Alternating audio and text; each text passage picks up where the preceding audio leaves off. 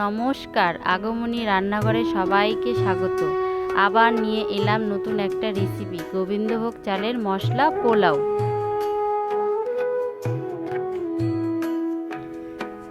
চলো এবার পোলাওয়ের জলটা রেডি করে নিচ্ছি।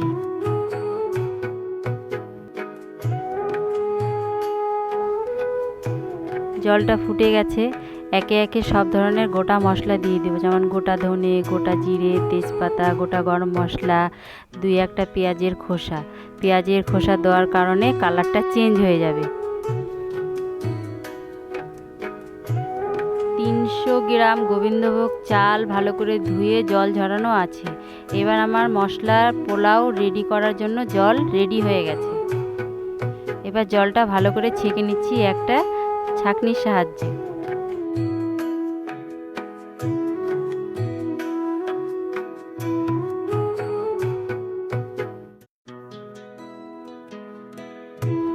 জলটা ছেঁকা হয়ে গেছে, দেখো কালারটা কি সুন্দর চায়ের কালারের মতো চলে এসছে।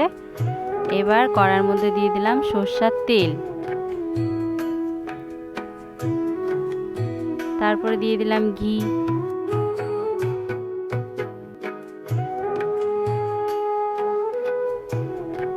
দিয়ে দিলাম তেজপাতা, গোটা গরম মশলা,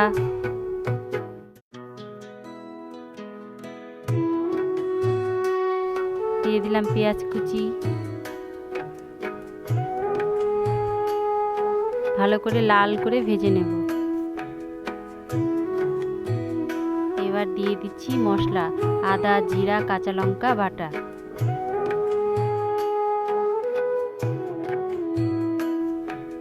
মশলাটা ভালো করে কষিয়ে নিচ্ছি।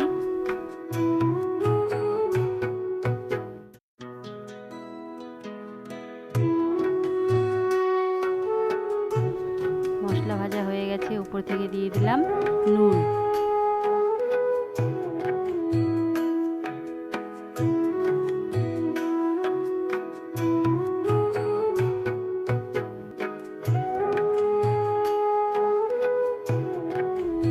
এবার দিয়ে দিলাম জল ঝরানো গোবিন্দভোগ চাল। ভালো করে চালগুলো লাল করে ভেজে নেব।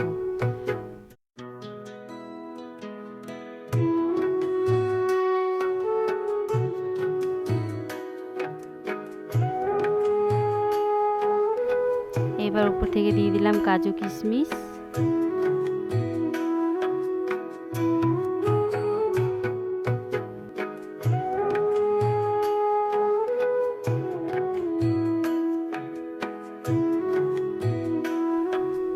চাল ভাজা হয়ে গেছে, এবার দিয়ে দেব মশলার জলটা।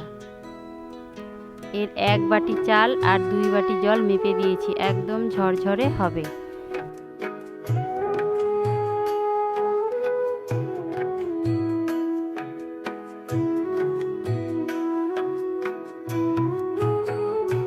দশ মিনিটের জন্য ঢাকা দিয়ে দিয়েছি। এবার ঢাকাটা তুলে নিলাম।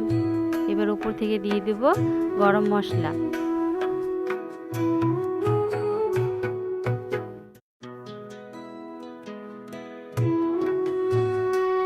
আর দিয়ে দিচ্ছি ঘি।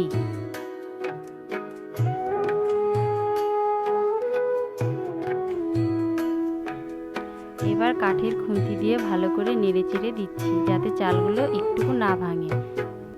যারা মিষ্টি পোলাও খেতে একদম ভালোবাসে না, তারা একবার এই পোলাওটা বাড়িতে ট্রাই করে দেখো, অবশ্যই ভালো লাগবে। আমাদের পোলাওটা রেডি হয়ে গেছে, চলো এবার পরিবেশন করে দিচ্ছি খাসির মাংস আর পোলাও। যদি এই রেসিপিটা ভালো লাগে তো আগমনী রান্নাঘর চ্যানেলটা সাবস্ক্রাইব করে দিও। নমস্কার।